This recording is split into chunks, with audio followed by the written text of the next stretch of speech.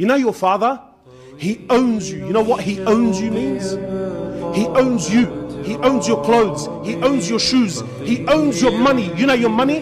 If your father, if, I'm not encouraging fathers, I'm just giving you, if your father took every single dollar you earn, you have nothing in front of Allah. You have nothing in the Islamic courtroom. You have nothing, because he owns you. He owns your wealth. He owns your clothes.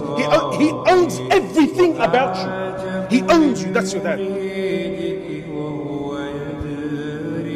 And don't ever think in your life that any man on this earth will ever love you and care for you and want goodness for you more than your father. Impossible. I'll challenge anyone.